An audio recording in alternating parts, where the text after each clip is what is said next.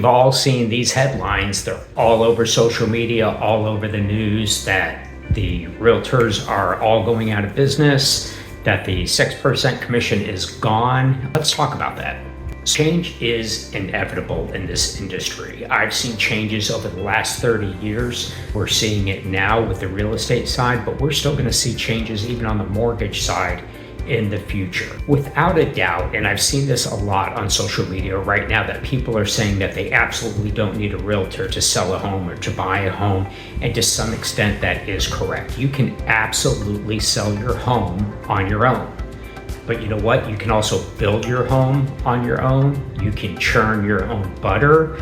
You can make your own toothpaste. There are so many things that you can do on your own. The majority of people are not going to sell or buy a home by themselves. Statistics are clear that the majority of for sale by owners, your home ends up selling for less. It also stays on the market longer without a professional realtor helping out. Those are just the facts, whether you agree with them or not. And again, some people are successful selling their home by themselves, but the majority of people just are not.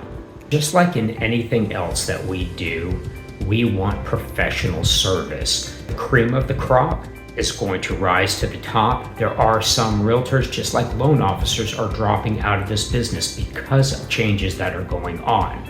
But overall, realtors are not going to go away.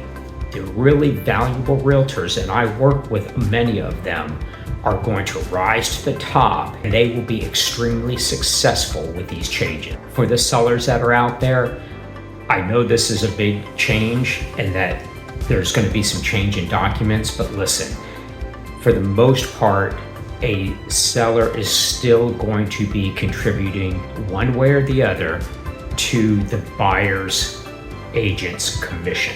The average buyer is not going to come to closing with an additional 1 to 3% for the buyer's agent's commission. Just like a seller isn't paying a 3% fee prior to even selling your home and coming up with cash to pay a realtor to start marketing that property.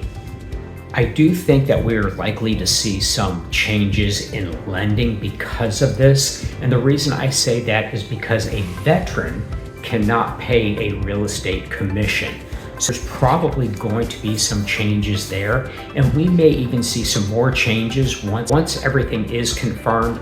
We will see some changes. It could be that Fannie Mae and Freddie Mac come out and say that a real estate commission isn't going to be part of closing costs, so it won't affect the seller contributions towards buyers' closing costs. But we're going to have to wait and see exactly what comes out. All my buyer agent friends out there, take a step back and start looking at the value that you are bringing to the table with buyers agents, and start your marketing from that standpoint. I really do believe that there's an opportunity here for buyers agents that nobody is talking about. To all the buyers out there, listen, you need to make sure that you have a team on your side, and that includes a good realtor that can negotiate and that is also willing to show you the pros and cons of any particular home or area that you are looking at. And only a local realtor can do that for you. You need to make sure that you have a good loan officer on your side that is shopping your interest rate and fees. Don't just go with somebody because they are the in-house lender. Look at what they can offer you. Shop that interest rate. When you work with a mortgage broker like myself, I shop that interest rate for you off of one credit pull, and I can go to multiple lenders because I'm not beholden to any one lender.